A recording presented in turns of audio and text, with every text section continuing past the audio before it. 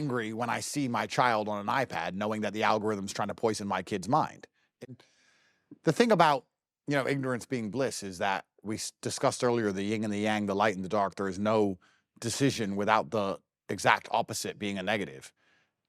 If you know things, then you suffer from knowing them. And if you don't know things, then you suffer from not knowing them. Like you're either aware of what's happening and angry about it, or the victim of what's happening, unaware and being dragged.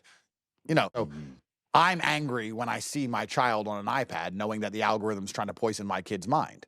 If I was ignorant, I wouldn't be angry when I see that. But then my kid's mind would be poisoned. You and I have chosen to avoid ignorance and suffer the reality of knowing everything. With our kids, you should never, what they call them in English, I'm translating, like break their oars so much that they lose. Like if he says, Dad, let's say your son, inshallah, is like 18.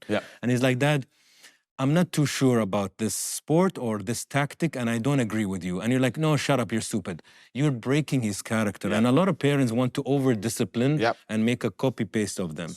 But if you let him reject you, it's okay. Like, okay, tell me why. Why you don't agree? With respect. But tell me, challenge me. Absolutely. And I think we need to keep that rebelliousness in our children. Of course. Rather than they have to just be accommodating to everything that we like, because I just don't want to be challenged. Absolutely. Absolutely. And I think that if you genuinely know better, it's pretty easy to explain to them why you know better. If you genuinely do, I mean, I'm sure my child at some point is going to say something. If you genuinely do, yeah. I'm sure at some point my child's going to say something. I'm going to say, I disagree. And he's going to give me his point of view. And I'm going to go, you know what? All right. I agree, fair enough. I agree. So, yeah, this is the world we're living in.